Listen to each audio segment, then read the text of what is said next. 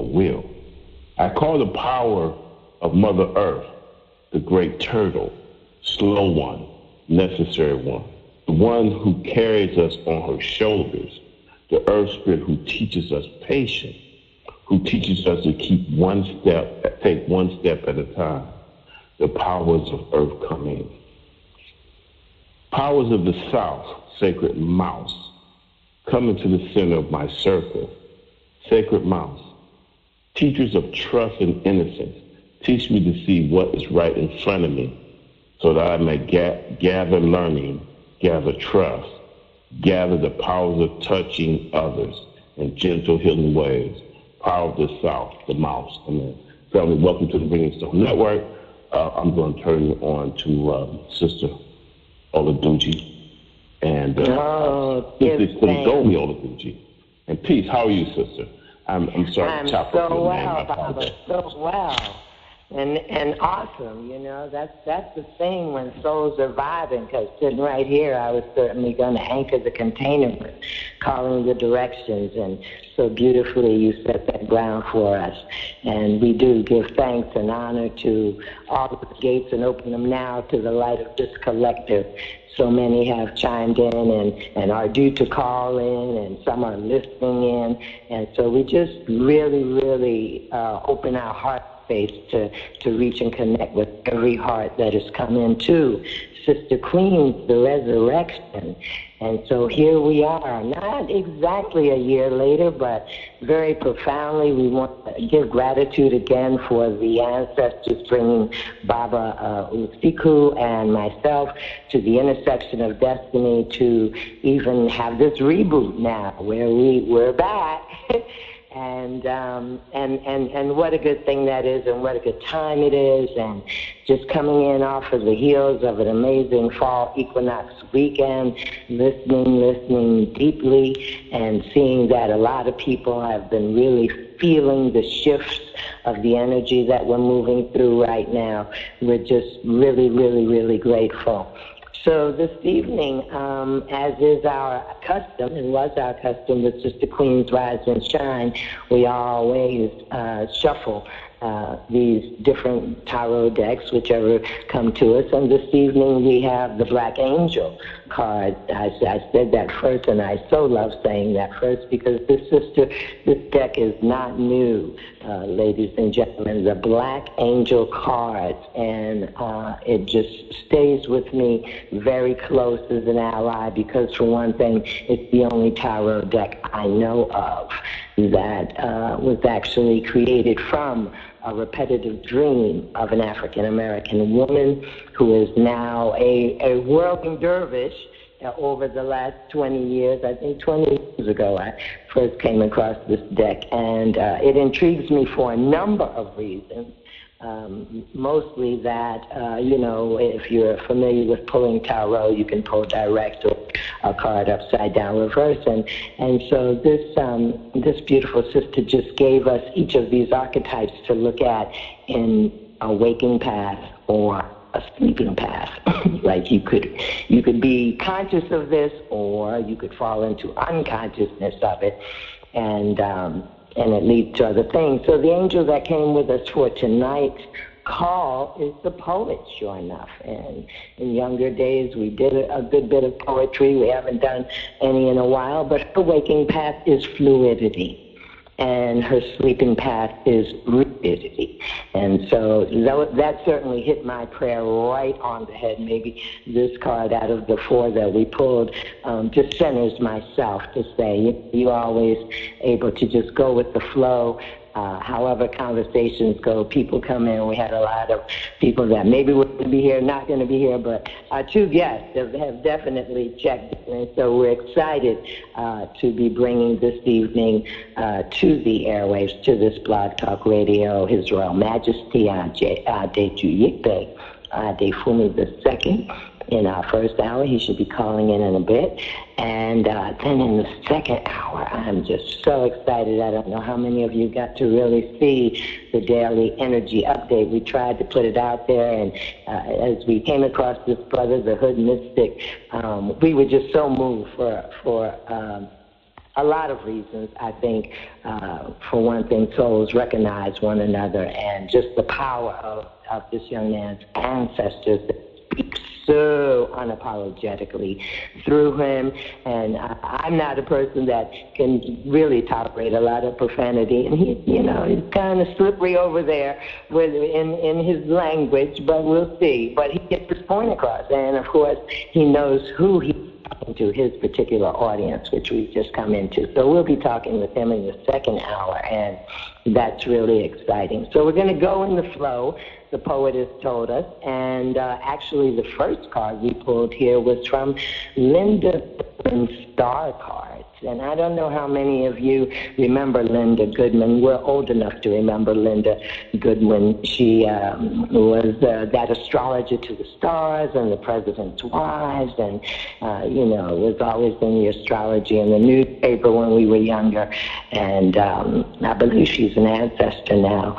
And the card right on up was Jupiter.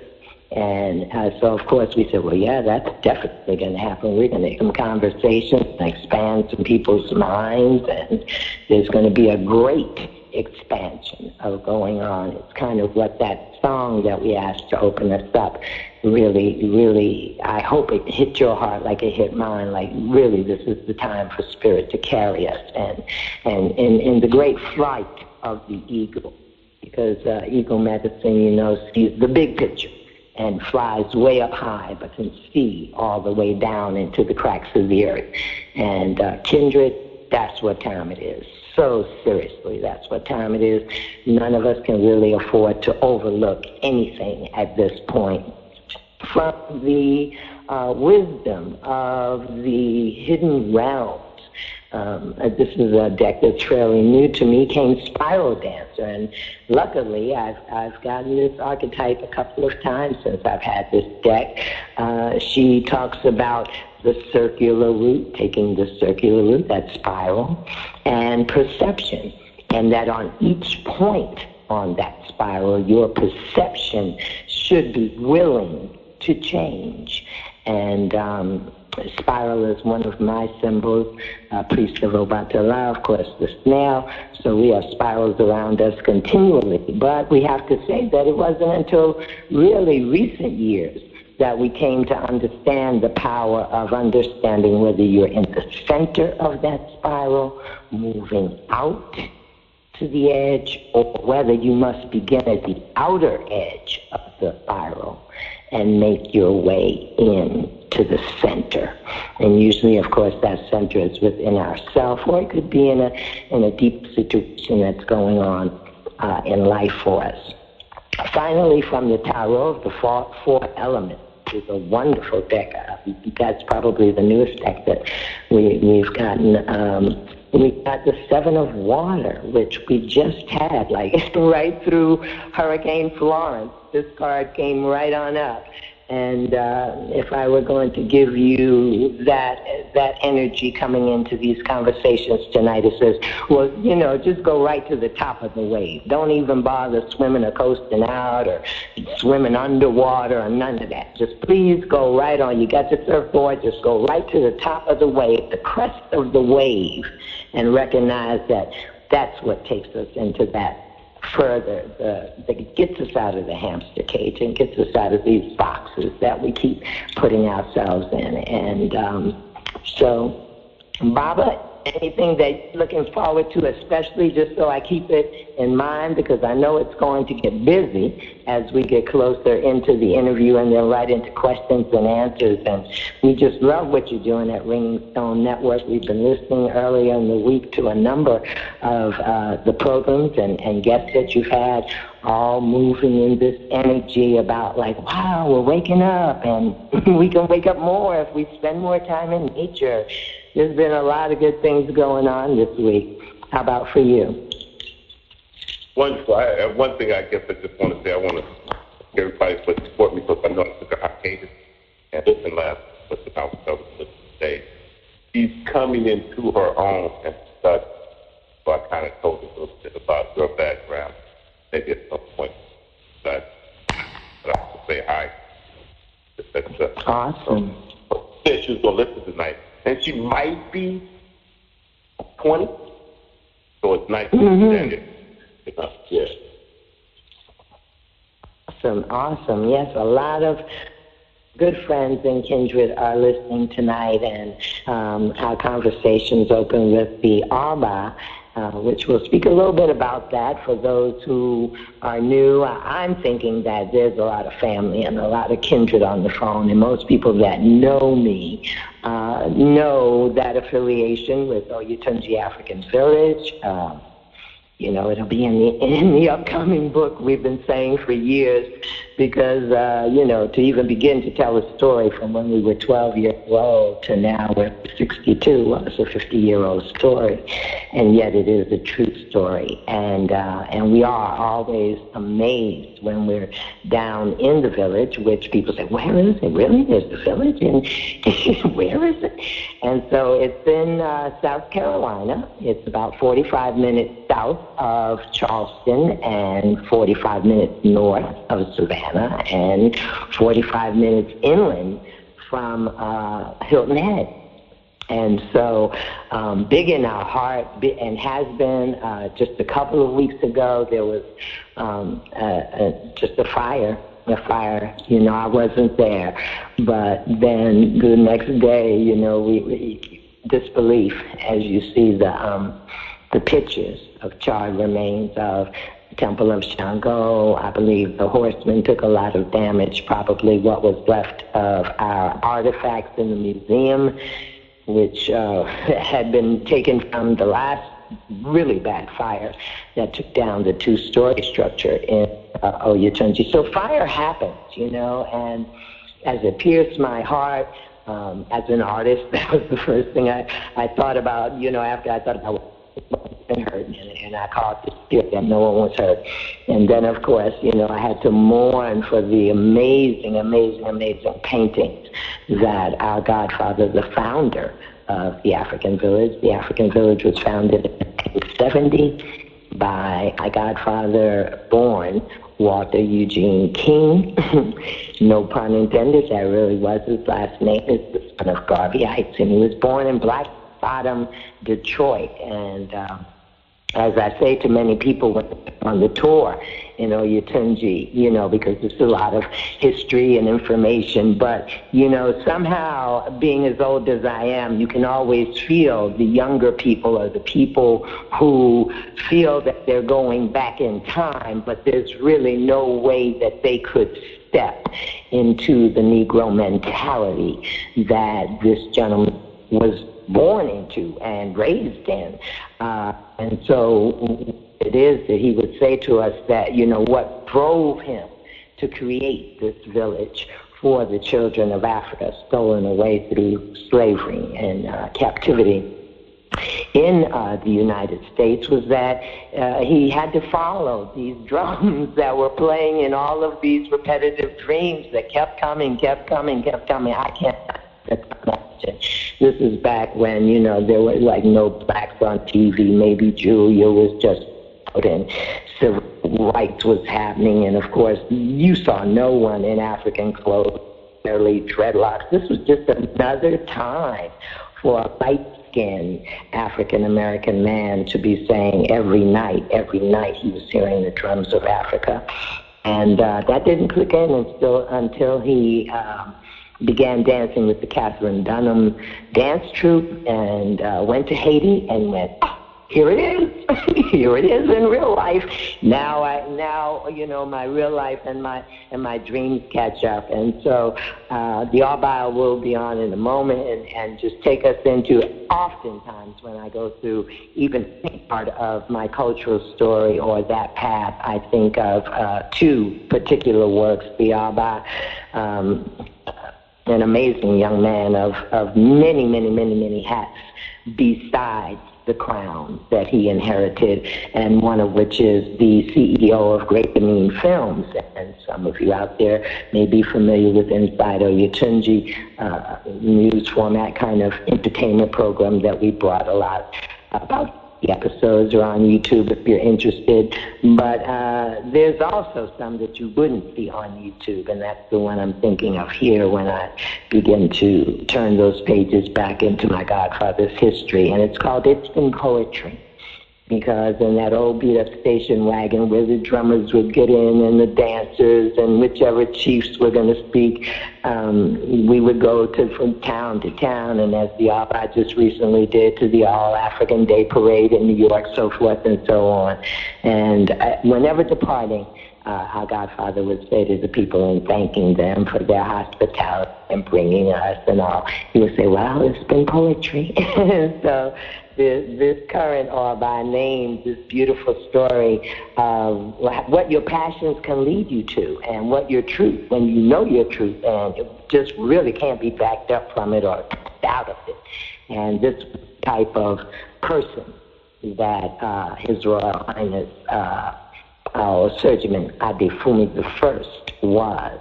And some people in coming in our presence sense that there are many things when we stand in that truth, absolute truth, no backing down.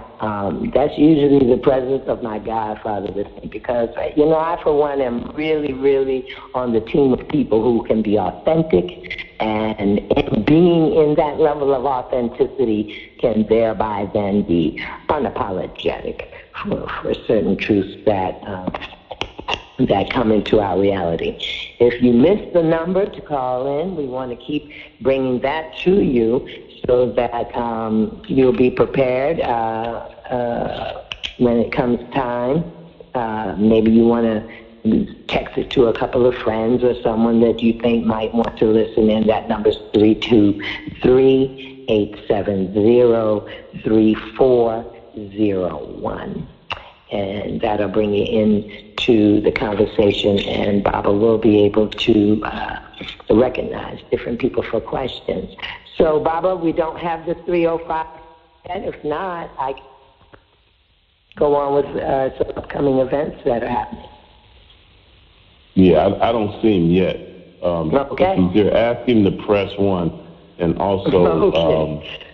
When they hit it, if they want the second hour guest, ask them to press 1 too, and that'll put them in the queue, so I don't have to go through and look for their number.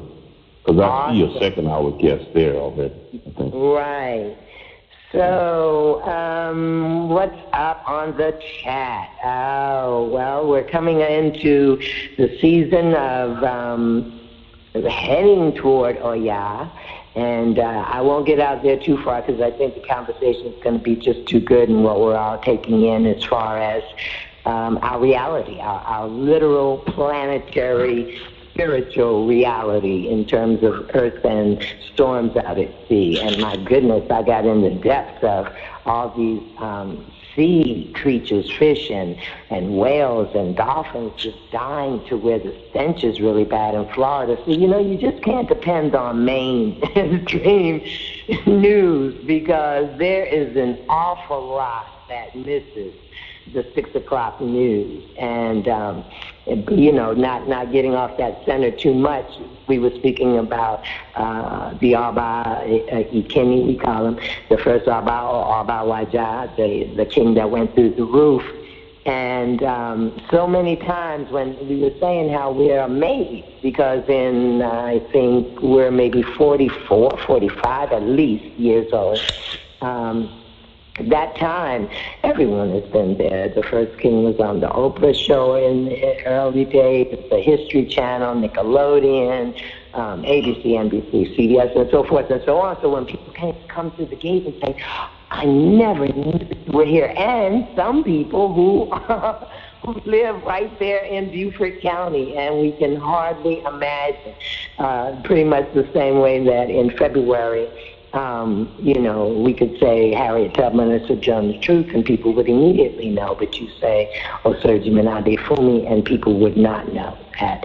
Not necessarily, not a majority of people still. But we hope to change that, and we hope to maybe inspire in the conversations tonight what that is. I know as I was listening to the Hoodmystic this morning, And he was giving a bit of his story as to, how he really worked hard, and that is the goal. Africans said work is a cure for poverty. And so he worked and worked, and he stayed very focused on what he wanted to learn and incorporate in his work. And so now as he's about to elevate up and is calling in some traveling and moving around and collaborating with others, we're going to hear about that later, he's sure. He has an assurance. He has a confidence. Why?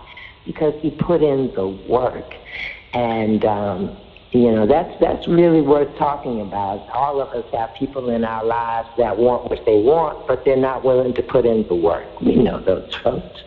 And even ourselves, if we get on the darker side or our shadow side of, having doubts thrown in our way, or we get distracted, or we're preoccupied, and we just can't stay focused on what we know is our divine mission in the earth this lifetime.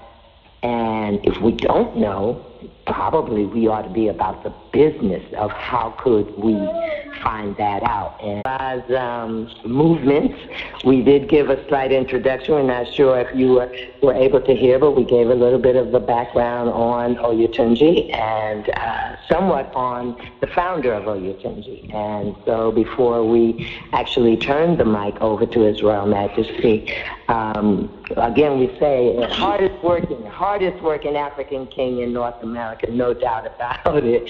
Baba, our engineers, calls me the hardest working woman, but truly, this king is not only a child of culture, and now a grown man and a ruler of a cultural town in America. He's the maker of history, there's that. And we're excited to hear what he's been up to, sir. Bless us and call some of the ancestors. I didn't. Baba set the grounds by calling the directions, but I said, well, Baba's coming on. Maybe he'll give everyone on the line a blessing and tell us what you've been up to. Well, I've been up to many things. Been doing quite a bit of traveling and seeing people and new faces, new places. I can tell you one thing. In my travels, I've just a confirmation. You receive confirmations, and one of the confirmations is that the culture is sprawling. No matter where you go, you got throngs of people who are either contemporary Yoruba, weekend Yoruba, dashiki Yoruba, Ileke Yoruba, or all the way Orthodox. And so you have all of the strands of the strata, of Yoruba. Cultural retentions being displayed all over the place. And so that's so beautiful. True.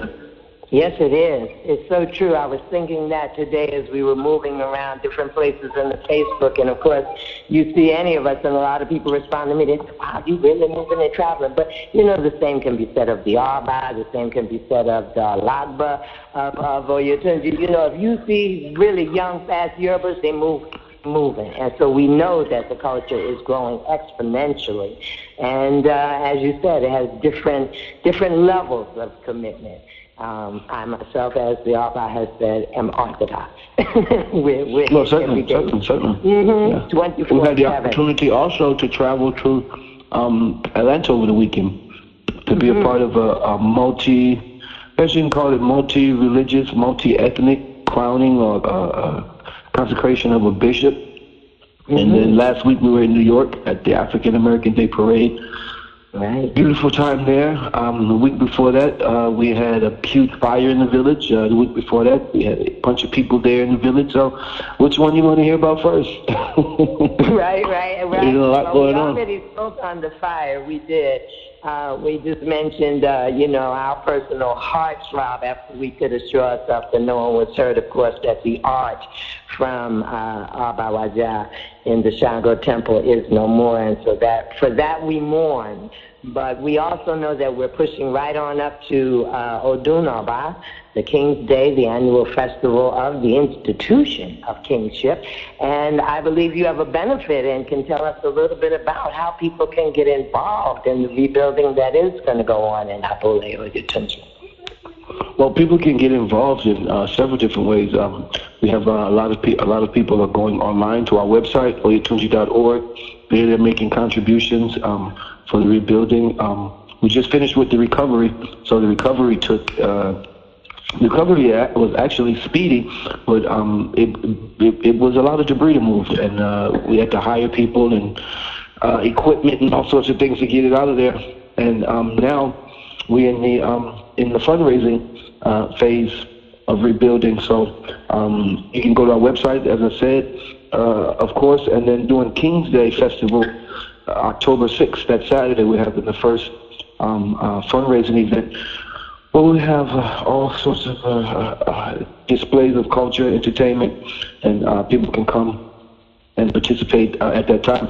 People can write checks during that time, obviously, or they can pay via online payments at that time, or with their credit cards, or of course your gate fee for that afternoon or for that day would obviously be part of the donation as well. And so we look forward to having events every weekend. We try to catch the last bit of this little summer heat.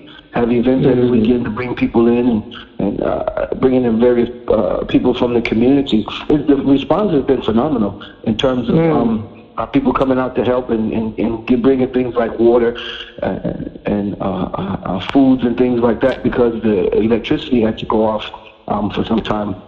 And it's still off. It'll be back on tomorrow. And so people have been dealing with no water. Wow. So the community, a lot of people showed up, different community churches like that. People showed up to bring things. You showed it, gotta get you down now. We be a close community down now, so we've been to get together. True indeed, true indeed. We've been to get together.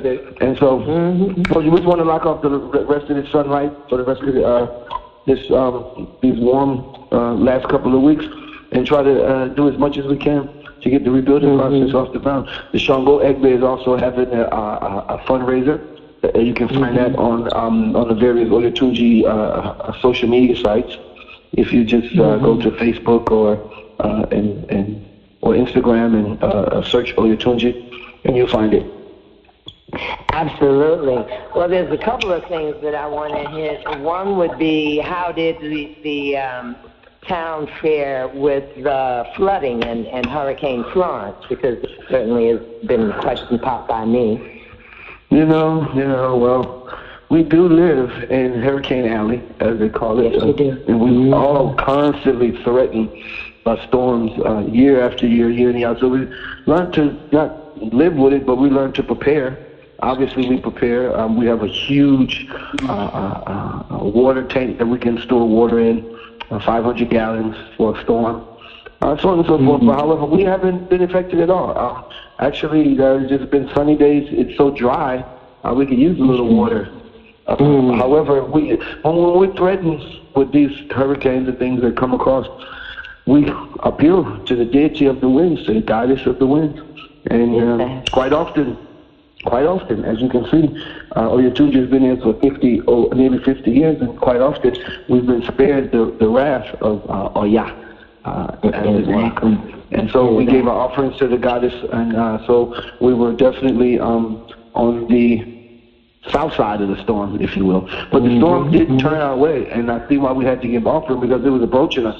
So it'll be a direct hit, then it turned back around and came back towards us, and then it turned away. It was like, whoo! Okay, that's why the Ed Ball had to be done like that, and that's why the Ed Ball was so big and elaborate to the goddess. And so we've enjoyed a little breeze and some sprinkles.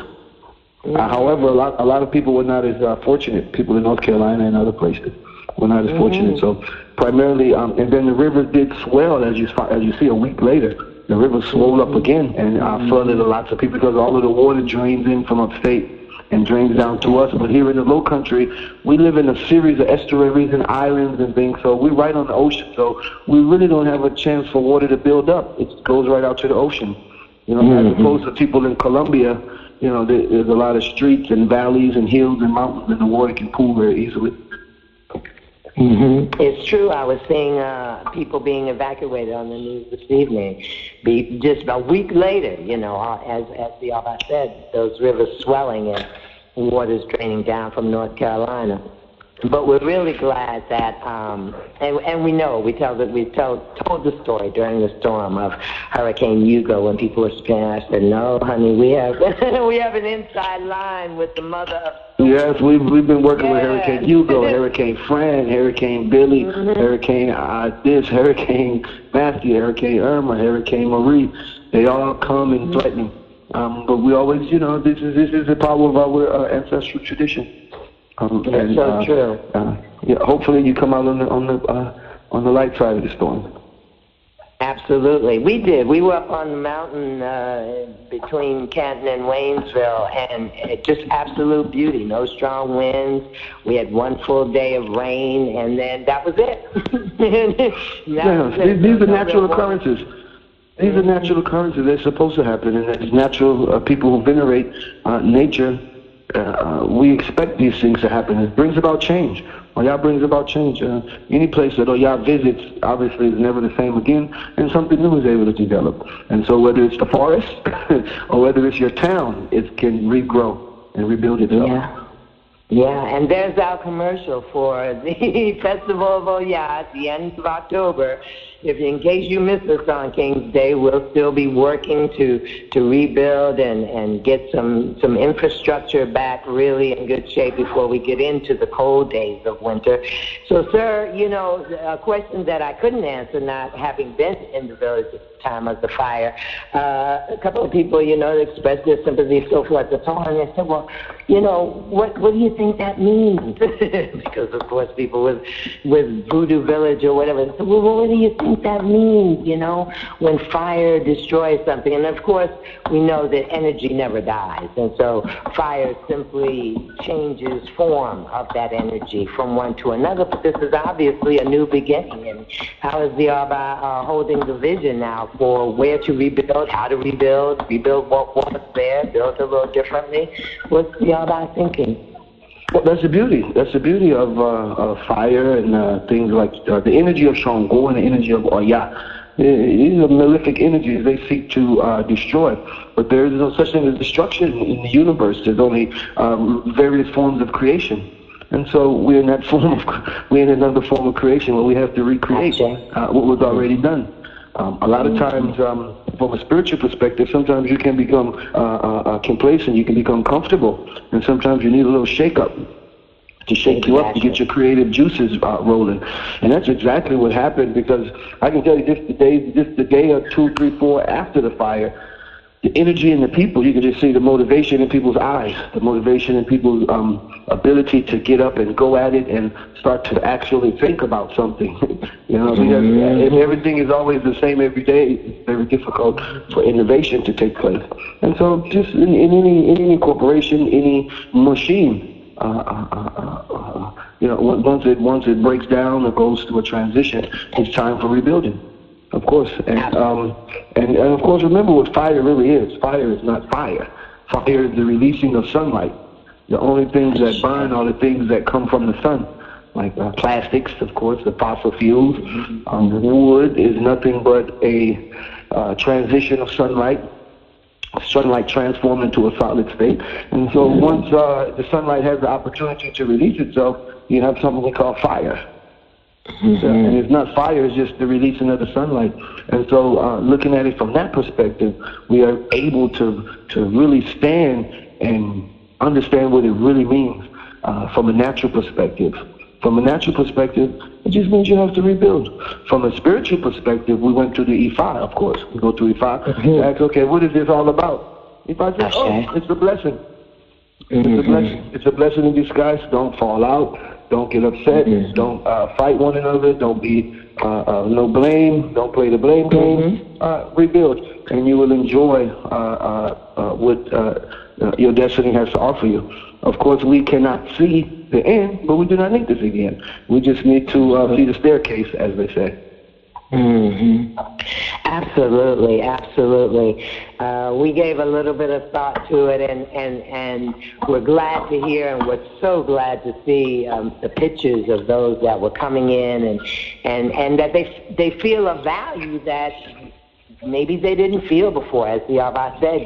Sometimes take our good for granted or take our history. I know before we began speaking with y'all about, we were relating conversations of people who live right in Beaufort County and would come to our gate and say, oh, I didn't know there was a sign. And then we'd be amazed, having been there almost 50 years, we're amazed that something of potentially that national and international renown. We know our connections all across the globe, but there are people that live right there in that backyard that now, we could say, well, tragically because of the fire, they felt neighborly, and they said, oh, you know, that village, we got to go down there and help them out. They had a fire. Reminds me of when the people at the top of the road had that fire, and the community that came together again. Wasn't that amazing? I mean, not so much to even clear it away, but I was just really impressed that they got those pop-up things together and had dinners on every Friday and Saturday night, and a whole new group of neighbors. Yamasee came in, and people from all over came in to support their dinners and their functions on the weekend to help them rebuild. And so, you know, how good is that in the world we live in, to know that we can still reach outside of ourselves and beyond ourselves to see a collective good and feel like it deserves our time, attention, and money. Well, certainly. That's why you belong to communities and philanthropic groups and spiritual societies, because those are your insurance policies when you don't have one, so to speak. Many groups of people do it. And so we at this particular point, are going to be relying on our community to be able to help us, to be able to bounce back and rebuild. And you remember, when you help Oyotunji rebuild, you don't just help Oyotunji rebuild. You help every African American who's looking to return to their culture, who find themselves at Oyotunji's gate. You're really helping them. And you're helping the throngs of young people who come there from universities and schools, who have the opportunity to take a tour and understand the vastness of the African worldview, so on and so forth. So that's who you're helping. So help us help those who need help, basically. Right. And you know, it's a debt that we pay forward, you know. Of course, you know, that village will stand and bring forth the type of education and culture to the coming generations, my children, grandchildren, and their children. That's the insurance that the investment that you're making is really not just about putting some more boards up. It's about taking part in the continuum of something grand. And if I wish to speak a moment for, I know we have a lot of people on the line, and a question that's come up common is like, a lot of our people now are looking for land and saying, well, how can we live collectively? How can we get there and do that? Of course, we've known that struggle for many years in the history of Oyotunji. Sir, as a ruler of land and all Yoruba in North America. Maybe some people on the line don't know that predominantly this tribe, the Yoruba tribe from southwestern Nigeria, made up 3/4 of the population of the slave trade, and some of the original reasons why we were trying to get to that point in the beginning. But the Almighty Kenny said it was crucial for the children of Africa to be able to come somewhere and step into the lifestyle, the customs, and the traditions of their ancestors. So, sir, what have been the struggles for these people that just want to pull together an intentional community, and what would be some of the advice that the author would give? Oh, the advice. People always ask, what should they do? I like to maybe come from a different angle and say, well, this is what you shouldn't do. What you shouldn't do is try to undertake such an undertaking without having lived in such an environment before.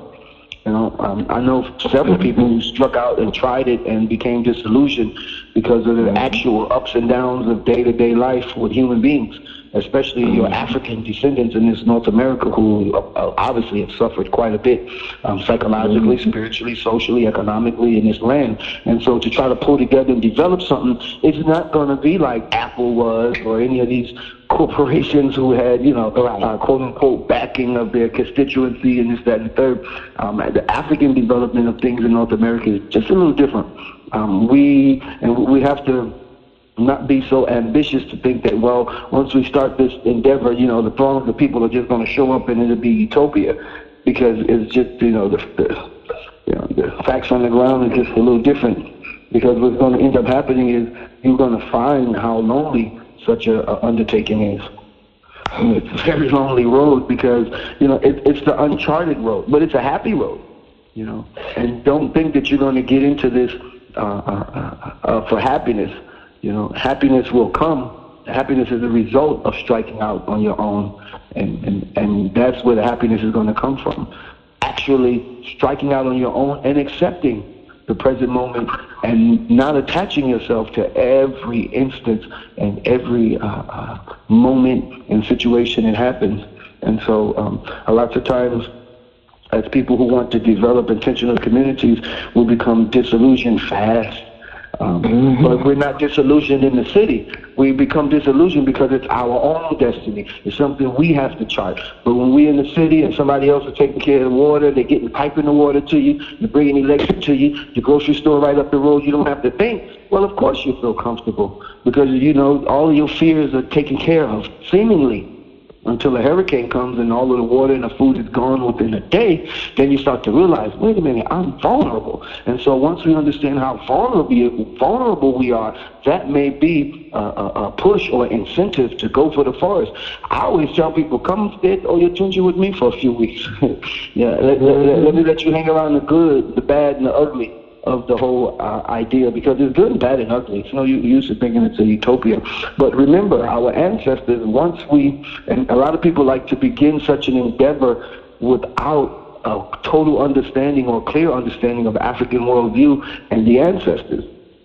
And so to do that, then you begin trying to recreate post-slavery social edicts and the like. But like in Oyotunji, instead of using post-slavery right off the plantation stuff that we learned about life and society, the founders of Oyotunji went back to Africa all the way. And said, we're going to go back to Africa on the birth rights, on the death rights, on the marriage rights, on the worldview, how men look at women, how women look at men, how children fit into the whole equation. All of that is going to be seen from an African perspective. And they said, hell or high water. That's what we're going to do. And it didn't go over well with lots of people because remember, in America, if you don't, quote unquote, send your kids to college and get a mortgage and the car loan and the house loan, and you're not really American. Well, you're not living out the fullity of what you could possibly live in America. When in all actuality, it's proven through science that the happiest people are the people who struck out on their own and went out and just, threw caution to the wind and celebrated each time they had a success at their own measure. And so that's where the ultimate payback comes from, the success by you succeeding at your own measure. It's your own timing, it's your own day. Some days you may not have to get up until 2 or 3 o'clock, especially if you're on your own property. It's okay. You don't have to worry about the rent guy coming and knocking on the door because you missed a day of work, you see? And so the idea is that we really have to understand our culture. We have to be clear on the culture that we're implementing, and we also have to be clear that this is not a jog in the park, because this is a very serious undertaking because you have people's lives in your hands. Like in Oyotunji, we always get new people from New York, California. Everybody wants to experience. I always tell people, welcome, welcome, welcome, enjoy it. But it's not a utopia. There's no perfect culture on the planet. Right. And where do you find the truth? As the Abba was speaking, I was thinking today, just in this moon Aries, and we're about to get into that a little bit deeper with the astrology that's coming on, that energy, that drive of the first sign of the zodiac to just go forward and in the face of any challenge and be able to, again, one of the cards that we pulled here spoke to perception. And when we get it, I think it would be amazing skill set, and the culture is there, and then you have the skill set. I was thinking, wow, we were really trying to incorporate more solar energy and our adobe structures, and so it just opens this amazing door to creativity that, yes, people in urban America probably aren't too aware of, but look at what you could learn, not just giving your time or your finances or your energy to come in and learn about the culture, but when you come in as a collective of people, see their goal, which is let's build together, we're going to do this, or let's work with the garden or grow our own food, all of these parts. Say for the record, just hanging out with the Abba has been an amazing journey through growing power and food sovereignty and how to really cultivate soil and just amazing pieces, let alone the carpentry and the electrical and lots of pieces that are going to come in now. So just before we go to open up the phones for questions for the Abba. Sir? Yeah, I'm going to say the throngs of our people seem to think that there's a revolution that's going to take place on the internet or on Facebook or on our couches. No, don't get it twisted. Yeah, people are using those interfaces like their couches and their Facebook and things like that as a platform to do different things, but the real work happens at the ground level with the things that still matter to human beings: water, security, land, property, but primarily security. People have to feel secure that, look, I'm not going to be put out my house in a few days, therefore I can relax and focus on what to teach the children. I can teach the children if you're constantly thinking about a roof over your head. You know, so that's why at Oyatunji we developed the law that, okay, we're not going to sell land if people want to move here. We're not going to sell you a lot. No, the land is yours, buddy. It's yours. You can have it. You know, it's yours as long as you're here in the community developing and abiding by the community laws. It's yours. And the laws are not that difficult. It's your land. Because the Africans always knew, and as I said before, our elders pulled from the African perspective when doing things. So African always knew that if you sell a person land, they're liable not necessarily to fight for the land necessarily, because they had to purchase it. You should inherit a portion of the state, because in inheriting a portion of the state, then you will hell or high water, you will fight for it and make sure that its existence continues. And so once again, we have to realize that it's a sharing and giving type of atmosphere. And like I tell people, it's fulfilling. It's beyond fulfilling. It's the highest form of resistance. That's why you resist the man, is to grow your own food, build your own town, govern your own people. Everybody else got their own towns except African people. Where's our African stamp on the town? Besides Oyatunji, and Oyatunji is a fly speck on the map. But where are our African towns? Where we can see our statues, our communities, our language, our writing. You know, the Cuban people came here in the 80s, primarily, in droves. And ever since then, they took over a corner of every city. You see the stamp of their culture. So why is it the Black Americans don't seem to be able to get that concept? Primarily because each time as Black people in America, we're fooled by whatever new trinket comes out, whatever new gizmo. Now the gizmo could be civil rights, it could be this, it could be that, but it's always a new gizmo that comes out to get us excited about about something that's really ephemeral. It's fleeting. It's not even really real. But when you get land and you start to build and develop and grow yourself, then those are not ephemeral ideas. Those are concrete, solid things that can live on for generations. So we're the second generation. Now we're making the third generation. Then there's going to be a fourth generation. And they all have to inherit what the first generation put down. You see? So that's why we continue to build regardless of the ups and downs. True.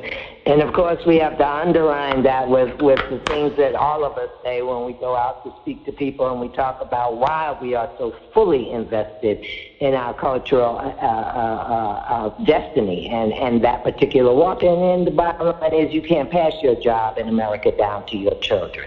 It just can't happen. And so when you know, I know anytime I walk into my father's town, that is what I know, is that this is that people worked hard for, that I've inherited, and just standing full face. I don't want to take it for granted. I want to give it so that those that come behind me will say, yes, I picked the baton up right from here. America is not that straightforward, as you said. You know, people could get it real twisted, real easy. As much as you would try to think that if I buy this house and I live long enough to pay the mortgage, you know, I can give it down to my descendants free and clear. Not so much. All kinds of taxes and land things and all like that. That's not even the case. Yeah, they'll get it. So I'm going to check in with Baba Isuki, and see, do we have anyone calling that is pressing 1? Is the way that if you wish to ask His Royal Majesty some questions or just comments, jump into the conversation, you would press 1, then, and that will put you in the queue so that Baba can recognize the call and call you in. In closing out, we did mention, and I've thought of it several times, of course, this is Dictator Rahim Day's hat coming on, of the amazing documentary, another opportunity. Wendy Alba has done so much. We were speaking about It's Been Poetry, for those who do not know the history or the story of the founder of Oyotunji and some of the sacrifices and challenges that certainly that generation that taught us well faced. Sir, do you have any video projects at the back of your mind in or about what we've been talking about in terms of where we are in our history and rebuilding, capturing that for Great Benin Films? Well, we're working on putting a trailer out for the new film we are working on. We don't have a working title for the film yet, but it's basically about my kingship, the things that I've done, some philosophies that we carry, some understandings, realizations we came to. I'm working with a film crew from SCAD. I'm sure you've seen them in the village over the last 2 or 3 years. And they're a rambunctious little crew of young people in college, and so they use the village to sort of kind of do their little internship, so to speak. But then at the same time, we're using their internship is actually being used to create a product. And that product is a film that's about the king's travels and what we get to see in North America in terms of the development of African culture and the like. The trailer's actually out in like the final cutting stages. They got a total flying colors. They got an A on the project, and so we want to move it to the next stage, into the crowdfunding, into the touring of the country to create the money necessary to actually finish the film, so that we can take it to Cannes, Sundance, and the various film festivals. So look forward to that coming out in 2019. And so we have a project, and we have film. We have like a traveling film screening talkback sort of outfit that will move from community to community to raise the obvious funds necessary to complete the film, because making a film is not cheap at all. I mean, we've been blessed to work with students from the university, but then there's still travel, there's food, there's hotels, there's flights, there's all sorts of things to be able to encompass the whole story. But I've seen the trailer, and it's phenomenal. I mean, it just lays it all out in terms of we're a generation second, and we have to take this Yoruba cultural thing into the future. It has to be relevant, you know, it has to be side by side, it has to be cohesive, it has to be inclusive, and it has to be a product, something that people can actually buy into spiritually, socially, and mentally. And so the film sort of kind of carries us in that direction. Awesome. Écouché. We look forward to it, and just thinking in our mind of the amazing works that have already come out of Great Benin Films, and certainly that's an opportunity and a fundraising avenue because, people ask a lot of questions, and we're doing it now. Some people learn by reading. Some people learn a little bit more visually. And we certainly think that any number, Yoruba in America, it's been poetry, so many of the videos that the Alba has for sale. Again, you could probably find more information at the website, oyotunji.org.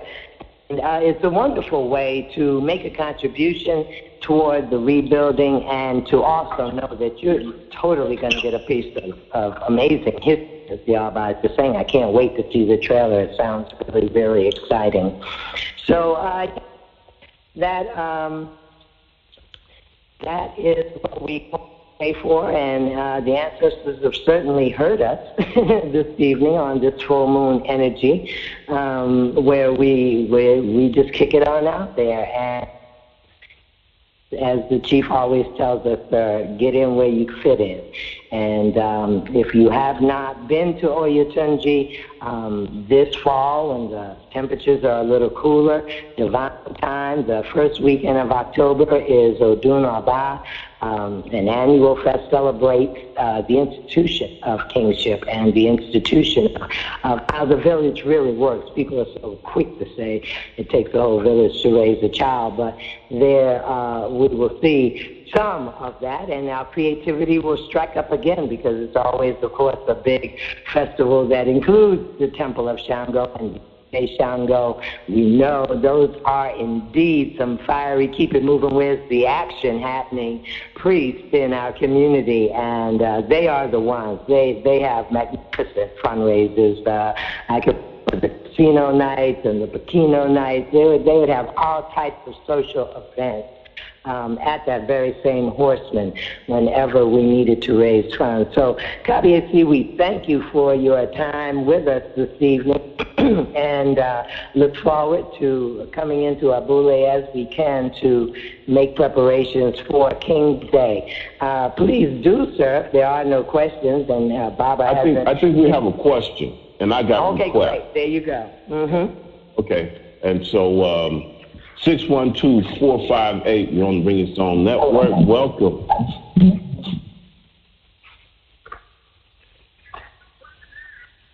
612-458. There we go. Going once, going twice. Anyway, my thing, Baba, is that this is a new endeavor that we're trying on the Bring It On Network with the great sister. I was wondering, would you consider some type of blessing mantra just to blend with us as we start, this endeavor? And not to put you on the spot, but if you would like to, please do. Well, absolutely. I think it's a great thing to have a space where you can have multi-latitude, multi-cultural discussions on what's going on in the Yoruba African developing community. Because in any sort of developing movement, we have to have all of the pieces that we control, especially the media. Especially the message and the message that is being disseminated. And you can see how important that is just with the Republicans today. They got their own television shows like Fox News, and they just channel anything they want to say. It could be, and everybody knows it's a lie. I mean, they do the fact check and find it's a lie. They don't even care. They just lie anyway. Just because that's just the way America runs.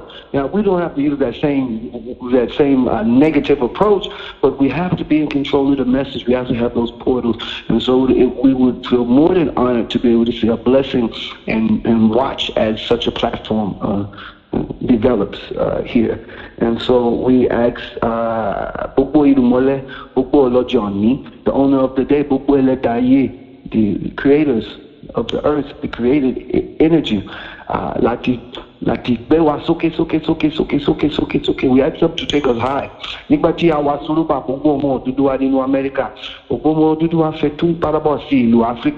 As our people want to return, the children of Oduduwa in North America, awala tikbewa, awala tisheba Joshepo, awala tisheba Ireowu, awala tisheba Ireotun, Ireosi. So we ask that the ancestors, as we begin this process, they open up the channels for cooperation and open up the channels for the left hand to help the right hand, and the right hand to help the left hand. And so,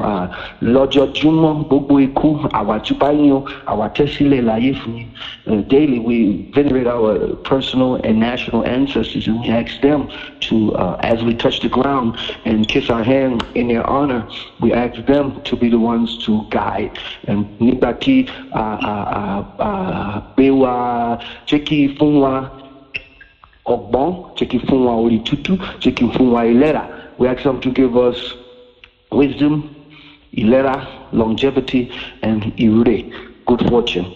And with that, we say Ashe. Ashe. Ashe. Ashe. And so it is. Tremendous, tremendous. We are so blessed to have had His Royal Majesty Adejuyigbe Adefumi II, Oloyo Abule Oyetunji. Sir, safe on your travels on Naireo, Adukwe from Soto Ire from Omo Odudua on Ringing Stone Network this evening. What a blessing that was. Ashe, Alafia. Ashe, Adukwe. Odaru. Oh. Yes. So, Baba, Fika, we are at the top of the hour. Yeah, a little bit past 10 o'clock. And the number, if you want to text it to someone or have them join in the conversation, we're about to load up to the next level now with the Hoodmystic as he comes in to speak with us about some of these energies of the full moon of this particular season that we're in, and hopefully really take us back to make the connections, because as far as the stars are from us, it seems that in a number of cases of those just waking up or maybe not quite awake yet, they are still a little foggy to remember ourselves as stargazers and starseers. And those navigational tools to be able to know how to ride literally the top of the wave as opposed to trying to swim through the tsunami.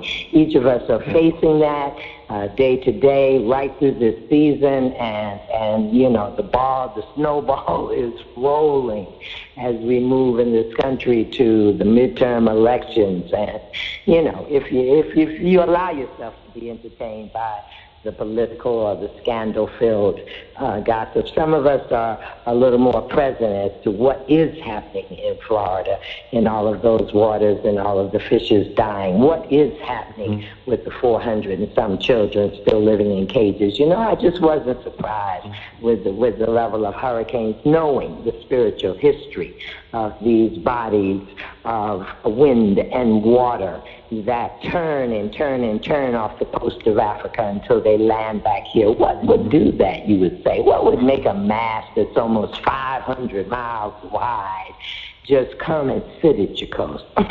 Just sit at your coast and whip you for a while. Well, it could be that energy says, hey, we got to clean this up. This is not a clean house. Look at where your children are in cages. Look at where people are dying just innocently in the street in their home. And as the Abba said of the fire in Oyetunji, the forces of nature for which we have no weapons like that, although we entertained a couple of videos today that spoke to us about the engineering and the way that the weather is being manipulated. And we hope that in the coming shows of Sister Queen's The Resurrection, that we'll really get into some deeper discussions about how to hold our center. You know, it was probably my ELO show or godmother gave me so many really good tools of wisdom to tuck in my medicine bag in walking forward in my priesthood.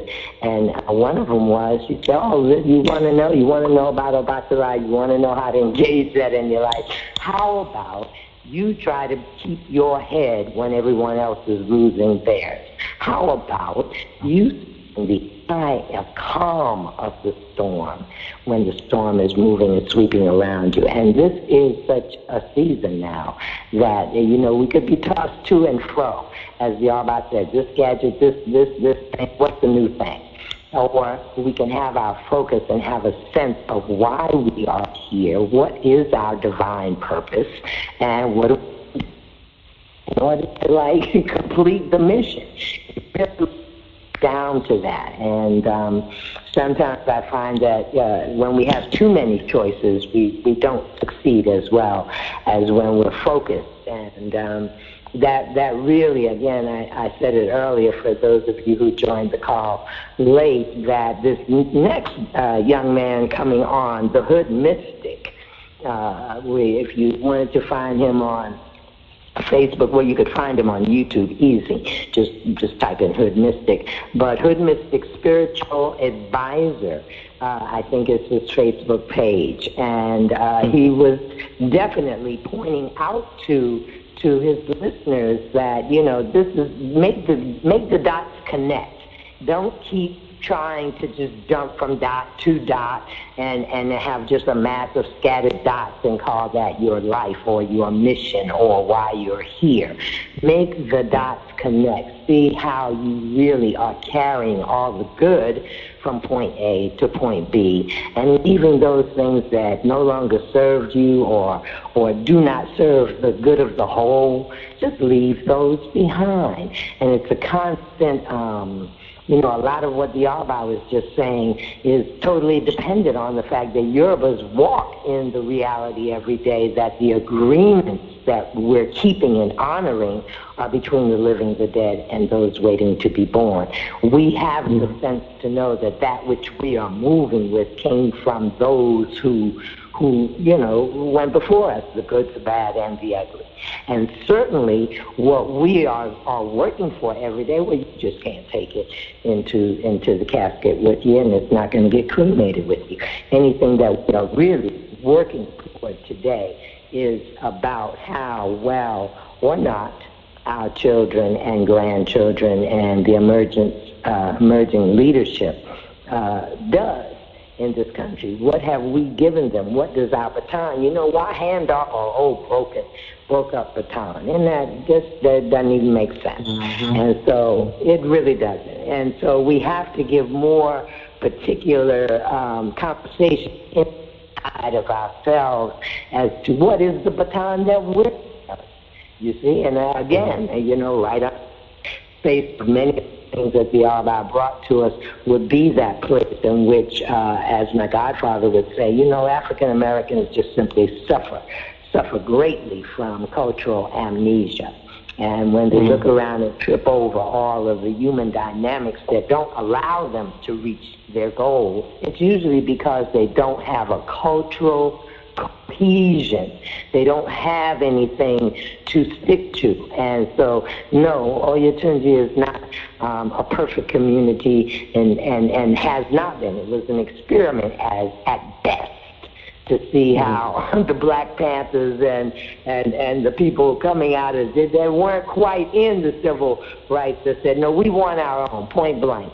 And we're going to do it, and we're going to go to an environment, a place in the country where the climate is as close to Africa as we can get it, and we're going to pin down and we're going to do this. And in order to do that, people take vows with one another. And a lot of times when you have little rubs between the generation, or the younger people want the elders to catch up with it. This is where we're going. This is where we're going to take the ball now, and so that we get to that break. That break, and then we look at each other and know that we're priests. We belong to a royal priesthood, and over and above, it's just like families. Families squabble, but they really try. If they want to put their love first, to sit down to a Thanksgiving table together.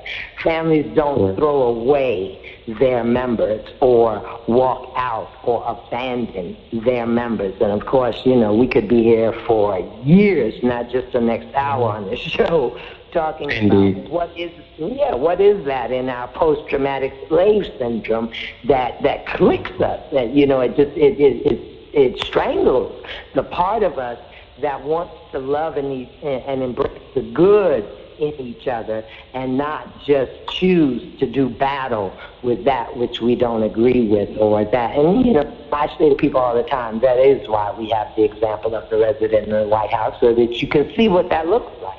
because he gives us a really good example every day of what it is to live from that place where you lash out at people and you just if they agree with you, great, and if not, they're fake news and on and on. And so as ridiculous as we look at that and see it, why is it that we cannot see it in our own lives? So okay, that's my little preaching on the mountain. Baba, is there someone that would like to come on now? Maybe not. I was having a lot of dings in my phone as if that were happening. And if the Hoodmystic is not yet... I'm here. Oh, you are. Well, good evening. Yeah, I'm here. I've been listening the whole time. Welcome. Can I first say thank you to His Royal Majesty. I say to him, please connect me with that brother. I need him in my life. So just want to first and foremost say that it's transformative. The things that he would say, we need more people in tune to him and what he has going on, because I definitely feel he's a missing link to the community. People need to know about him because, my heart enveloped so much truth and embodiment when he spoke. It was like, oh my God, like, I need to know him. I don't know him and I want to know him. So anything that I have to do to connect with that brother, please let me know. We'll make it happen. Please. We'll make it happen. Yep, you put it How out you there today, this morning. Manifest. I'm great. Indeed. I'm great. That was quick. Partly because I heard your update this morning, and it was powerful. For us to really put that equal sign between our intention and our ability to manifest it. And so, definitely, you and the Abba have much to discuss, and I knew that the way the answer brought both of you to the show this evening. I was like, look at this, all right? Yeah, your ancestors already have a covenant, so that is exciting.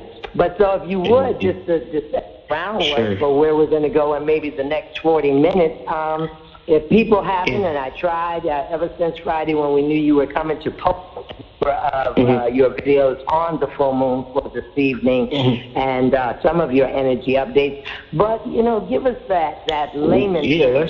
Again, that's why I say to people, I'm so attracted to you, because you can just throw it down there where people can really grip it and understand it. So, because I really want to make this thing super simple, okay? Very simple. What I'm dealing with is the African Americans who grew up in public school. This is who I'm talking to, specifically because nobody is talking to them. A lot of people talk over them. A lot of people talk under them. I'm talking directly to them. So I personally, in my life, don't curse.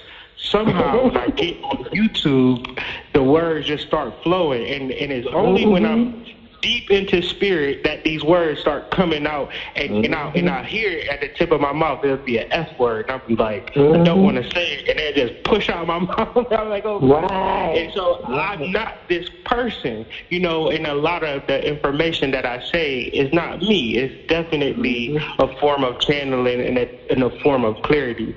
But the full moon in Aries, if I could be simple and plain, we all have loved ones who have transitioned, correct? Can you hear me? Correct. That's correct.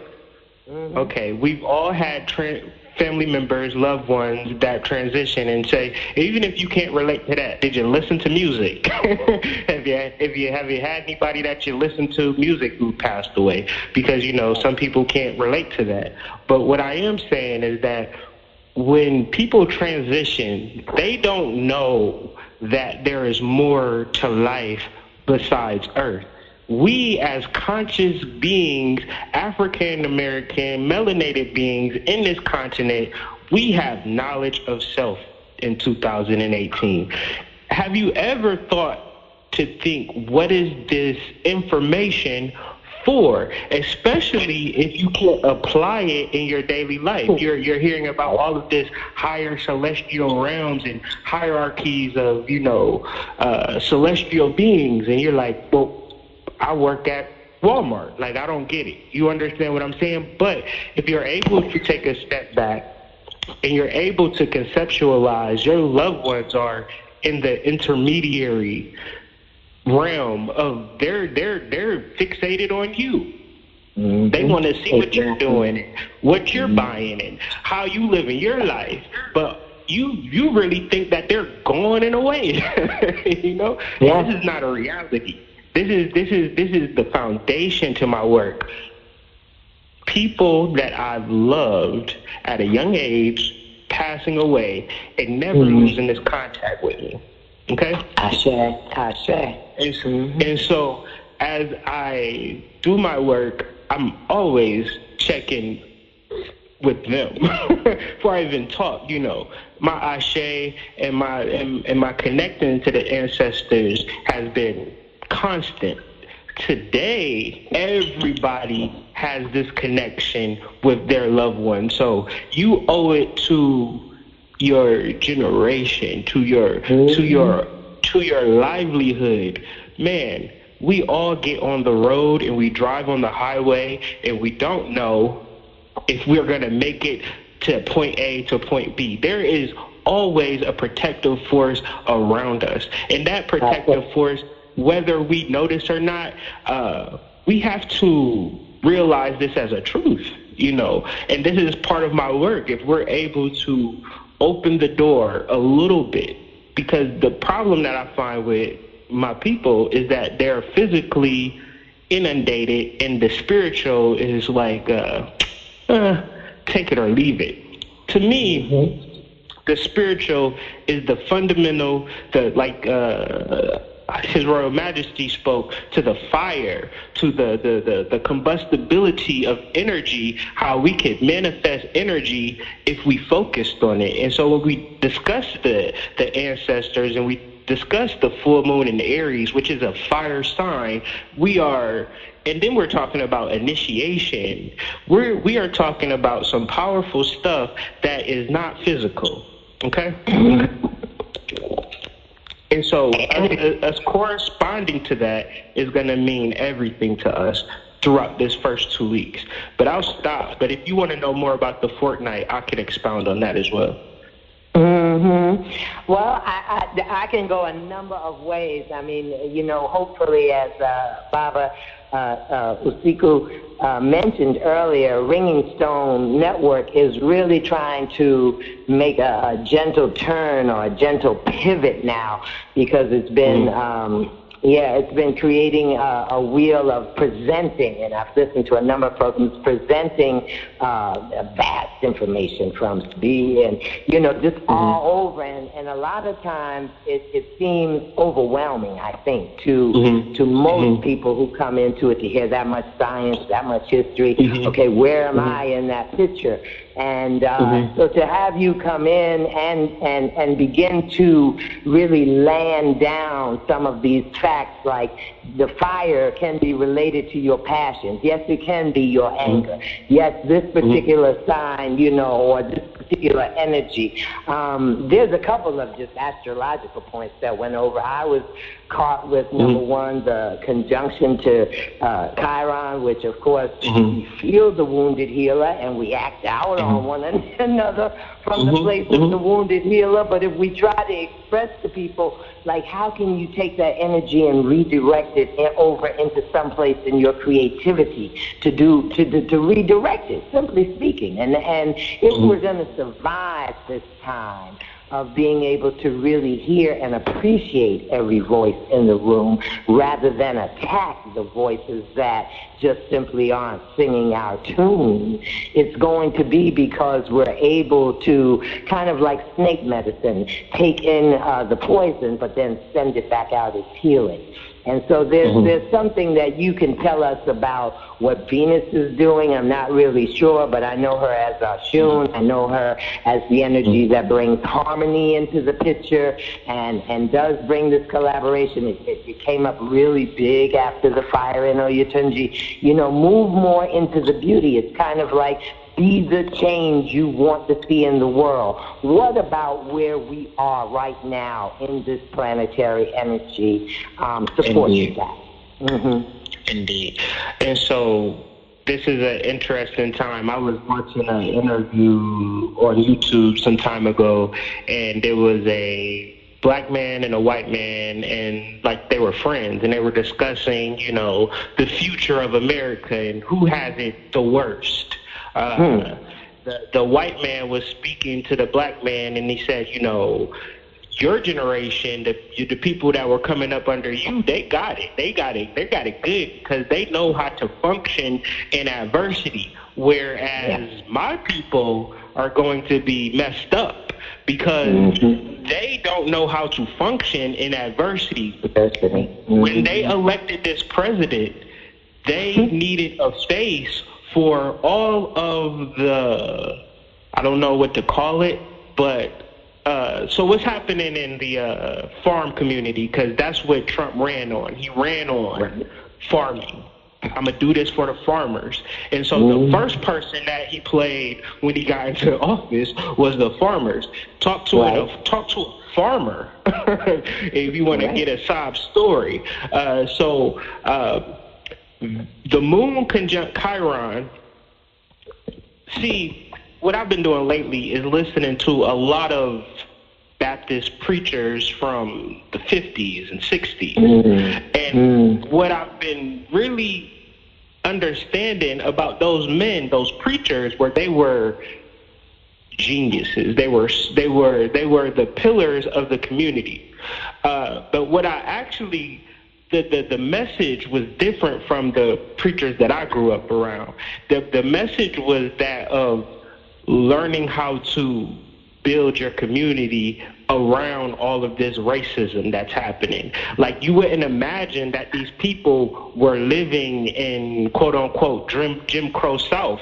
Like, they were a family and they really had something. But I think what really sparked that union was the fact that they lived in that adversity. Like, they knew for a fact that these white people did not like them. The problem with this generation, when we talk about adversity, when we talk about challenges, when we talk about wounds, then it's like, you know, it's a problem. It's like, oh my goodness, I have this wound, I can't do anything about it. My thing is what you talked about when you first started this show, perception. If you tell me that my adversity is good, and I'm just speaking for the millions of black men in this country, the hundreds of black people that I know intimately, and the thousands of people that I've met throughout my lifetime. If adversity is a proper if that's what we need to be successful, then we are in prime position to be leaders. Okay. You understand what I'm saying? Absolutely. And so when we speak to Venus in Scorpio, Oshun, this is I'm trying to find I'm going to get the exact name of this particular path of Oshun. Because if anybody doesn't know about my channel, every 2 weeks I discuss Orishas and their paths for the sake of information. I don't claim to be a Babalawo. I just want to tell people about Orishas. Like, I just want to, maybe you never heard of Oshun. And so the Orisha that really signifies Venus and Scorpio to me is Oshun Ibu Kole. Now the story, Ashe, the story that's my road is, of Oshun, so I have to get excited because that's my Ashe. Ashe. But this is the Oshun that got to talk to Olodumare. This is the Oshun that talks to God. This is the Oshun that goes through the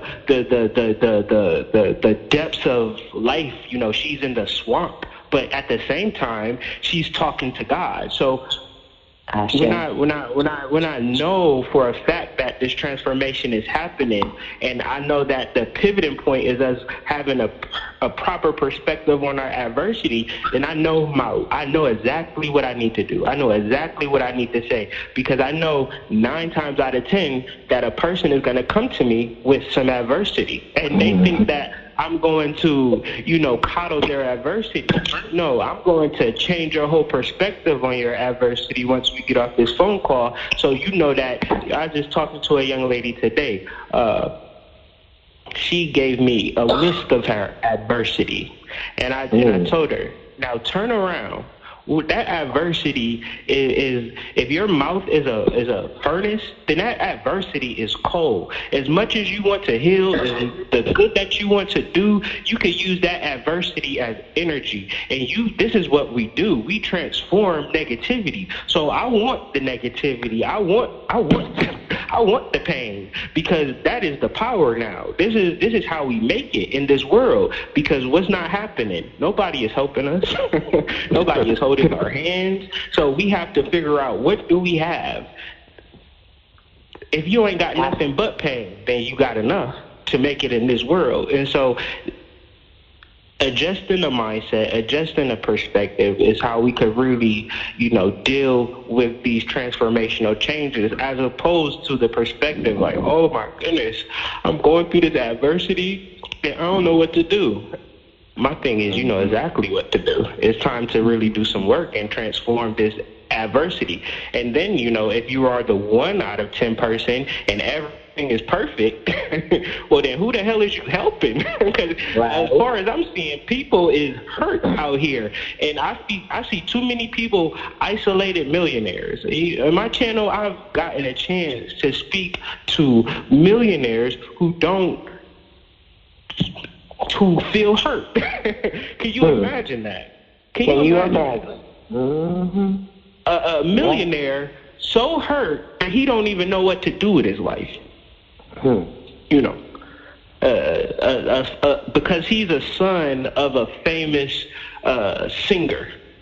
Mm-hmm. And so he never had no adversity. His daddy gave him all of the money that he ever could want. And so when he's trying to figure out his life, he don't know where to go, because he never had no adversity to create that contrast to give you purpose.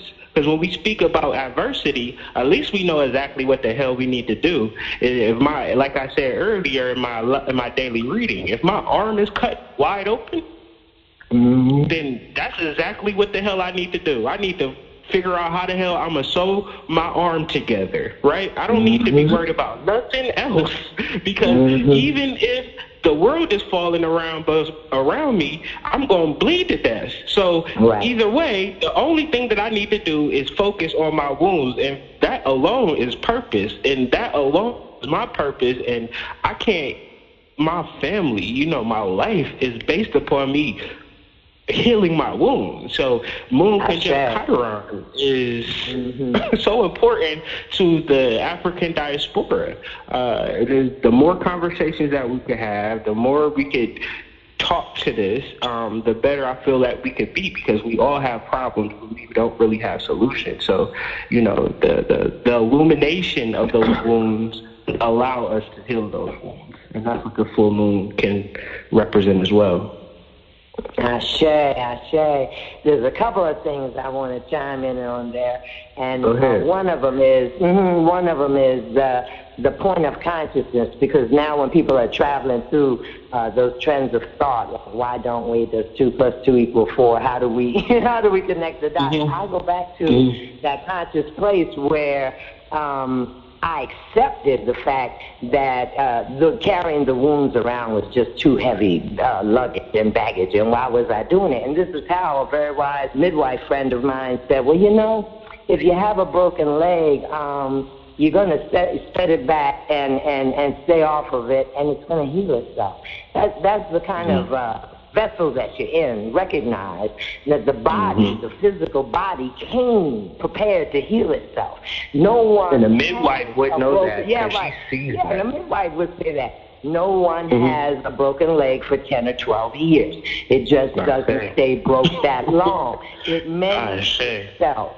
And so if we look at the other 6 bodies, our etheric body, our emotional body, our spiritual body, and yes, we get a bruise, a black eye, or a broken leg, well, then what do we need to create in our physical or emotional or spiritual environment that is healing to that injury? And so, the pity parties, all of what you're saying is just, that's where people are. Look at my wound. Well, my wound's bigger than your wound. Well, come on in. Yes. And we'll talk about it. And so a lot of time gets wasted. I also want to go back to, of course, my road of Shuni, Bukole, the vulture. And the vulture, of course, sometimes, many of us would swerve for nature coming across the road, and we don't want to hit the creature. But when the creature's life has come to an end, it is the Bukole that will swoop in and then will feed so that cycle of life can be continued. They might have somebody like me that picks up roadkill, go by, and say, well, yeah, let me get this, this creature up. Or plenty of us stop and get turtles and things out the road. Indeed. And so, again, that ability to see beyond ourselves and what we are connected to, past, present, and future. This is when we move to that, what makes our wholeness. And so, hopefully, we're not going to get it all in tonight, but hopefully some of these connections and these teachings to look at that whole cycle, the cycles and seasons, the ceremonial wheel of the year, who we are to the starry medicine bowl, who they are to us, all of this light that's coming in. I mean, Baba Usiku and yourself and myself, we could be on here forever just even talking about different sides of the natural phenomena or how this astrology is affecting the earth. And, we all come back down to we're trying to tell our kindred and our loved ones. And if you have any questions on how you can be in the preparation role, because winter is coming. And that's not just a line from the Game of Thrones. Winter is coming. And from the Arba's statements to, we can do this, this, and this in these last few weeks of warm weather. Did anybody else hear the Arba say that about 4 times? I heard that. Right. Because pagans and animists and people who respect all the spirits of everything in nature, we want to roll with that. We're not really trying to swim in against the tsunami. So we understand so that we can move with all of nature. And on Baba's last show, he had some very fine gentlemen speaking about taking African-American men out there. I was so excited, I didn't know what to do. I knew the Joshua Project was out there, and some black men had found out about it. But to actually have now brothers that are taking other brothers into the woods to really make that yes, my goodness, please let us step back into our greatness, because the pyramids are still standing. What's locked in our cellular memory and DNA has to rise at this time. I'm so thankful to each of us in our roles as light workers. I was saying that to you earlier, like you were hoping that you manifest and, well, what's coming next? And I'm like, well, hey, you got messenger down, Pat. I don't know if you're familiar with the 12 different types of light workers, but it's a way to see our lane right now. And each of us, like the like the zodiac, we all have pieces of all the light workers, the healers, the empaths, the divine blueprint holders, the ascension guides, the seers. We each have these gifts. And was this a radio show that you discussed these 12 paths? No, that's a YouTube video that I will send to you, because I do the teachings. And I got a question. Yes, well, Baba, please come in with the question. I got a couple people that have hit me. They've asked me basically the same question. Can y'all explain what is the significance of a new moon, and how do they maximize its power for their everyday life? All right. So this is a full moon, and so a full moon represents. So full moons and new moons represent farmers' talk. It's how people understand how to maintain their gardens, and so a new moon represents a time to set the seeds, and then a full moon is a time where that culminates, and so. If you had like a full moon app, when you look at the moon, it says 100% illumination. And so when we deal with the full moon on a certain level, there's a level of craziness, right? Because there's a level of illumination of your subconscious mind. And so, like, real quick, if you deal with, like, people's psychology, they only show you that first 10%. Now, when the full moon comes, in theory, it's supposed to illuminate that other 90%. So conscious people, what we can begin to do, and what I try to do with my channel, is we all could use the new moon as a time to set intentions, and then the full moon as a time to deal with our manifestations, and then the waning moon as a time to really cleanse and release. This is something that works for me with working with the moon, but I'm sure people have different ways of working with the moon. Even like a time like now, I just want to say this. Cook food for your ancestors. Cook food that you know they like. Listen to music that you know that they like to listen to. And what you really want to do is send them, like, they don't got nothing down here. There's nothing here for them. If they could do more for you if you send them on their way, because there are ancestral kings and queens that are needing to get their throne. So the more that you could do for them now is kind of like giving them like what they want. And so they get what they want during this 14-day period. And from there, you will notice some manifestations in your life, because you're giving them their crown. And so if you could just imagine, like, a hierarchical deity that's your own personal, Oshun, or however they manifest in the astral realm, they will directly connect to you. And so when we, Black people, I feel like we really need to understand this. When we connect to our ancestral energy, it is a protection in this realm. I'll stake my life on that.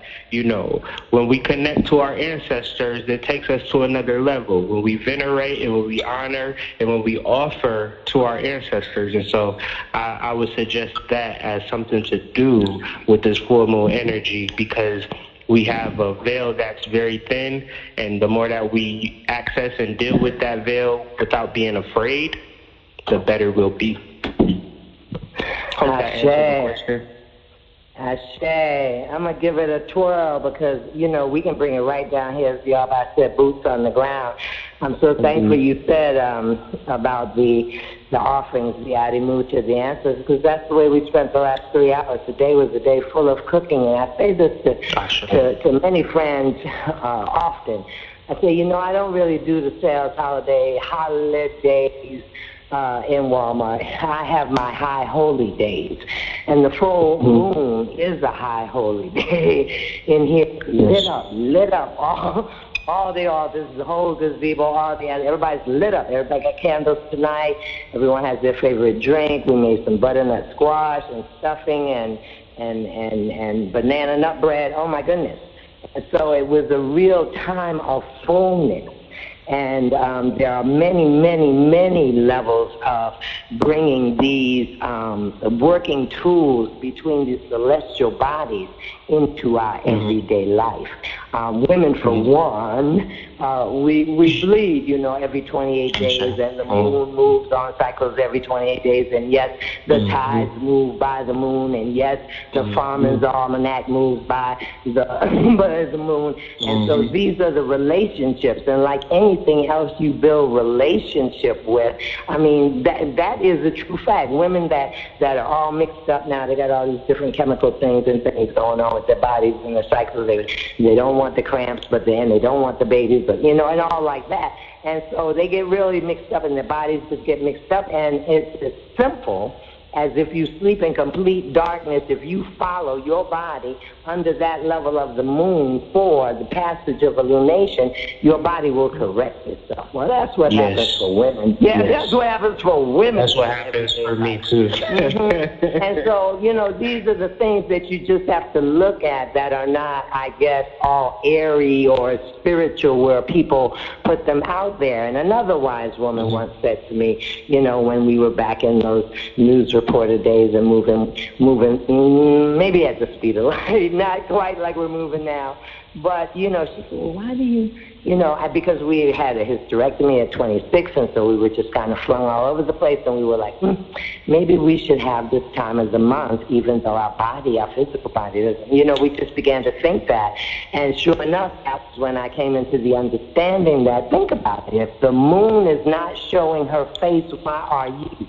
Why is your calendar book full out? Well, where you going in the darkness of the moon? And in fact, that your life should be handled with the outer part of the moon, and it's the inner time of the moon that you take back and you settle and do your things inside and what you need to do and have your Calgon bath and all like that. Yes. Plan and craft or knit or write the history of your family or commune with your ancestors, but you sure are in.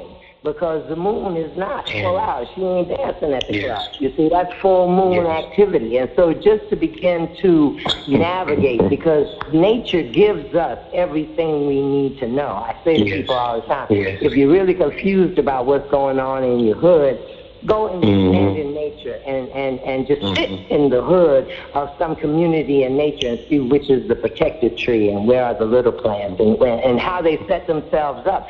Because nature is our example. It is our community. It is our guide. It is our blueprint. A lot of people now so urbanized and technologically, into it that, they go and they have their activities or their sports or their outings and almost don't know what it is to live in nature, as you mentioned, as the farmers would know. The farmers and people who sustain themselves, people in the village, people who sustain themselves by really not only having major respect. So thankful you do those Orisha talks, because Orishas can be seen as a force of nature. And so, again, as we always say, it's not a religion, or should not be, it is a culture. And the culture of what is the ecology of our soul includes those things that affect our earth walk, that affect our units. Well, that would be fire, wind, air, and water, for sure. No matter who you were last week or what job you trying to get next week, for sure. The forces, as the Native Americans say, the big clan chiefs of the directions and the elements, yes, that's who you're dealing with in terms of whether you're warm, you're cold, you're sick, you're well, whether you're eating or you're not. And, ask the people in Hawaii, ask the people in Puerto Rico right now. It just hasn't been our turn yet. But we're coming to the place, and so we say again, that it's not just out here to, discuss particular outer space topics. It really is here because people at Living Stone Network want to bring any type of support, assistance, information to what builds for our personal preparedness. So that because we already know that there are billions of people around us that are unprepared. That's a fact. That is a fact, And so you already know that people who don't know what to do will panic. They just will panic. And lots of them aren't wise. You see that there were mandatory evacuations, and then other people had to risk their lives to go back to the people who just thought that they had something bigger than, evacuating or whatever, or they didn't want to give up their things. Houses can be built again. Your life, well, that's, a different cycle of reincarnation if you believe. And so, these are the stand polls that I think, and I think as we come to a close, open it for questions for you, shall I call you Hood? My name's Kyrie. And because I saw Melchizedek, and I said, well, that's good too, That was from you have a job and you don't want your job, but right. So you just try to think of some name. If you would really bring home to Baba Usiku's point, why you are a stargazer, why you can reach between your soul, your earth walk, and the spirit of all that is. which is the movement of celestial beings as big as the earth we live on. Why do you relate that to your life and the decisions you make, and do it enough to do the show you do and invite people to come in and learn about it? That's a good question, and very, very much as like something scholastic, just as much as a doctor would know the different ailments that's in your body, is the same way that I kind of approached astrology. I was very uniform in how I studied, because it was a lot of information, and I said, well, I'm not going to learn this information like it's presented. I have to take it slow and do it step by step, get it to a point where it was imbued in my conscious. And this was the fire energy at first. And then what started to happen is that, me and my wife, we would look outside, and we would, I don't know where we lived at, for some reason, the sky would open up. And so my first children, I have 2 boys, their mother passed away. So, but what we used to do, she was a Gemini, and so we would look at the stars. We would see Sirius, and she would be like, "That's you." And I would be like, "Okay." And then she would be like, Gemini would be up there, Castor and Pollux, and she'd be like, "That's me."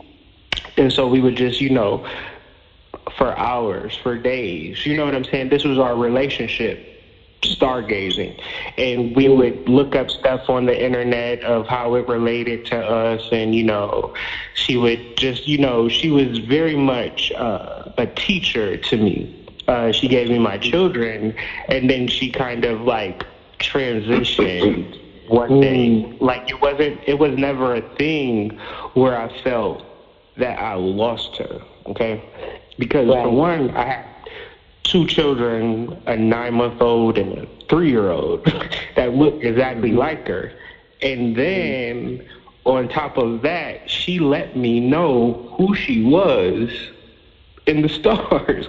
And so whenever, because she was a Gemini, by the way, and so whenever I look at Gemini, or you say the word Gemini, or it don't mean Gemini to me, because we have studied it and built on it. And when I speak of my wife, I don't want sympathy. I don't need sympathy. I want people to understand that death is not death. Death is transition. And the more that we can connect with our ancestors, the more that we look at the stars in the sky, the more that we necessarily know that. See, the thing about correspondence is you have to notice something for that something to notice you. Electrons don't respond unless you notice it.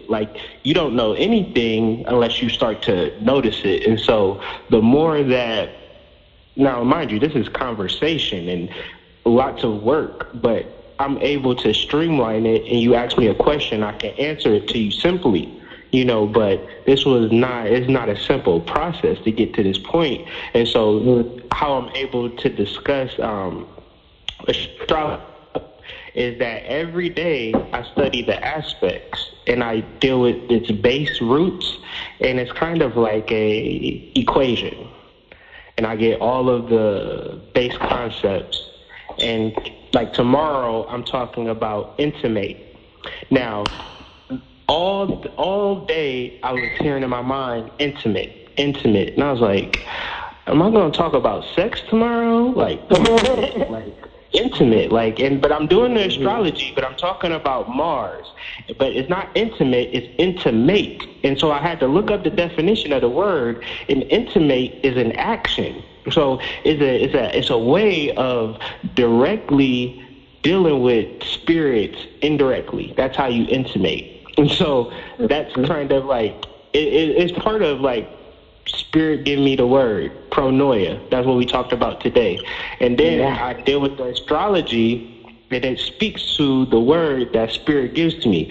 And this is not even something that happens every once in a while. this has been happening every single day. I could go 7 days a week, but I just choose not to because I don't want to overwhelm people that much. But what's happening is a deep, because I pay attention to the stars are now paying attention to me. Because like you said, there are billions of people who they don't pay attention to this stuff.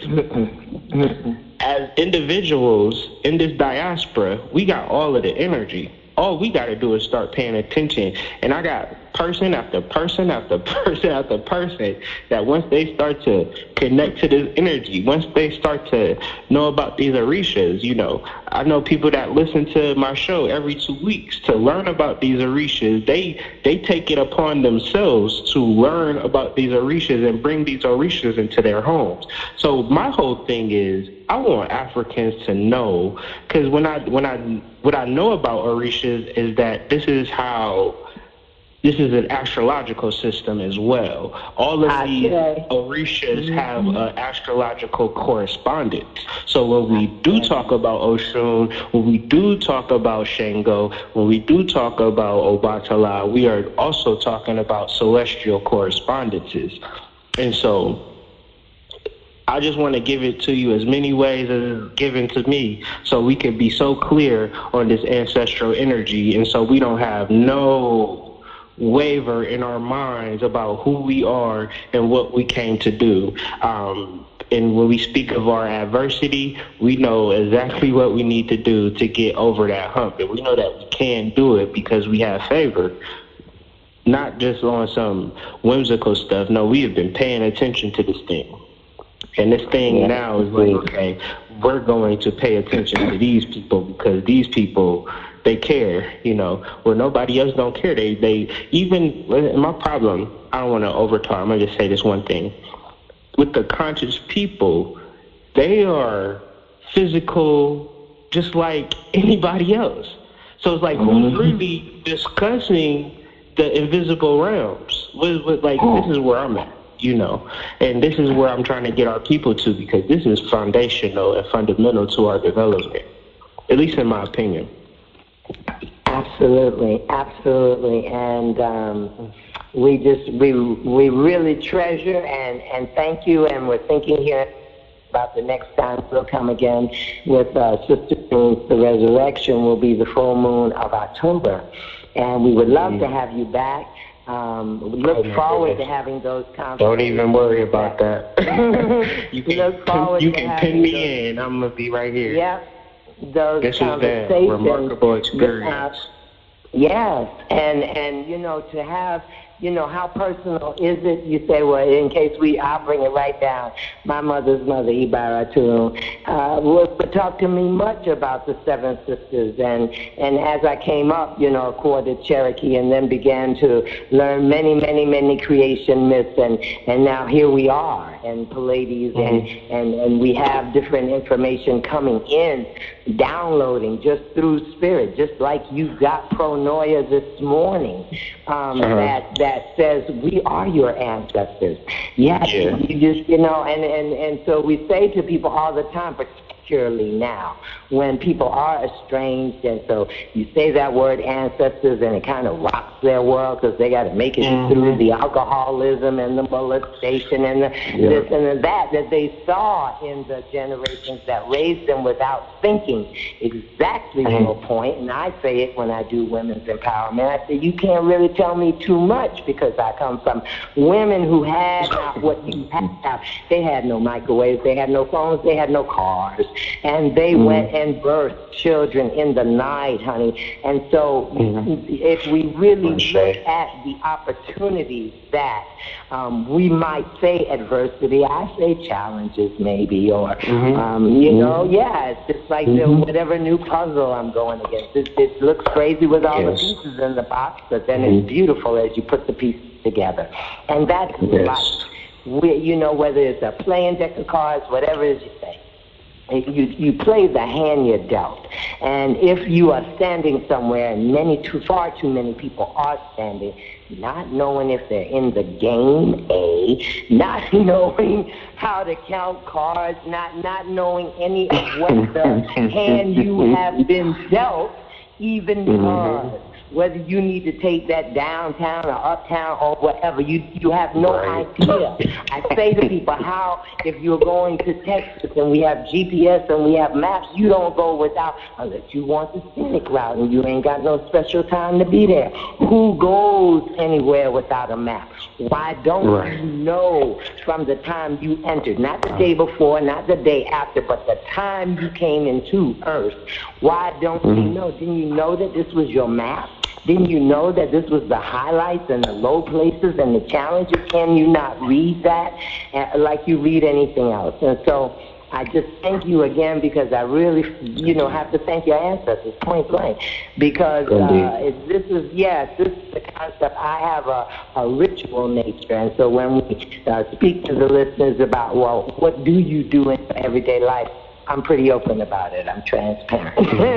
As we said, I am an entrepreneur, but I don't switch out. I'm no longer in the resolution of duality. I'm really true north. And so we have rituals that go with all of these, what you call it, metaphysical or scientific or whatever people call it, to put it outside of themselves. But inner tracking is real, and the balance of our spirit, or our divinity in this earth walk, that's real. That's real. Whether people want to have the conversation or not, or as my grandmother would say, the school of hard knocks is still open, it's still taking students. You're welcome to learn that way if you choose. It is about the power of choice right now.